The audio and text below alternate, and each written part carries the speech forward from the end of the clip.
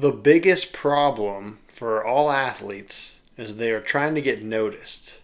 They want to get noticed by a college coach, a college scout, or maybe even a pro scout. And a lot of you might be doing well in your games. You might be succeeding, but the problem is you're not getting noticed. And so today we're going to talk about how to get noticed, number one.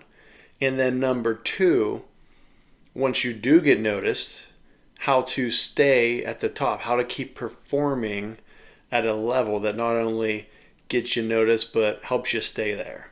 And so those are the two things for any athlete if you're trying to reach the next level. Number one, you got to get noticed to get there. And then number two, how do you stay there once you are a college athlete or you are a professional athlete? And so let's start with number one, how to get noticed.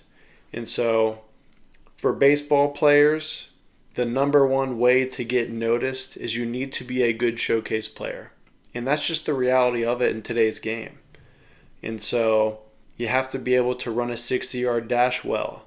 You have to be able to have good velocity no matter what your position is now. And so you're a catcher, you're an infielder, you're an outfielder, you still need to have good velocity. You're still going to get your miles per hour radared at a showcase. And so obviously pitchers are going to get radared, but it's all positions. You need to be able to field well. You need to be able to hit well. And hitting, there's two tools. There's hitting contact, but there's also hitting power. And they're doing exit velocity now as one of the main things to get a reading on your bat speed. And so the 5 baseball tools are essential. And again, just to recap, it's hitting for power, hitting contact, fielding, throwing velocity, and running speed. Those are the 5 baseball tools. And so that has to be your number one priority right now, is to improve in all of those things. And I would say the speed and power are the top 2. And so your running speed, your hitting power are the number 2 in my opinion.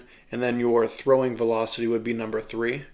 I think, again, fielding and hitting contact are good, but sadly in the world we live in now, the scouts are looking at those top 2, top 3 things first to get you noticed. Again, that is the topic for today of what's the most important. How do you get noticed?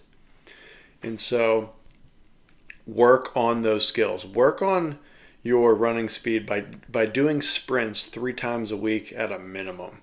In your off season, for example, if you're running in baseball a 60-yard dash and you're running in the 7-second range, nobody's looking at you yet. And if you're a 7.3 or higher, they're considering you a little bit below average with your running speed. A college coaches and a professional scout certainly.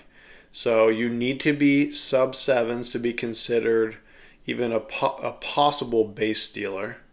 And the guys that are running the 6.7s, 6.6s, 6.5s, those are, I mean, that's ideally the range you want to be in.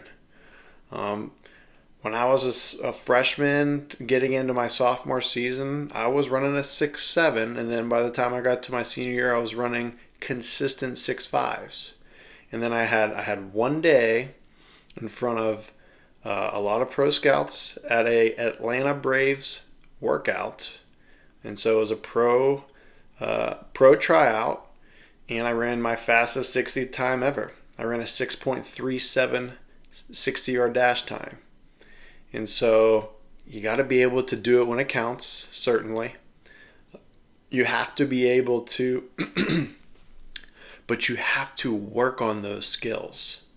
And so in your off season, you should be doing sprints. I mean, if you really want to get faster, 5 days a week, to be honest with you. At least 3 or 4 at a minimum. You should be working on your starts, your first 10 yards, and improving that time. And you should also be doing full 60-yard dashes. And so if you're running sprints and you're only running 40-yard sprints, and then when the showcase hits, you got to run a 60-yard dash, guess what? You haven't prepared yourself for that. And so 60 yards is a lot further than most of you think.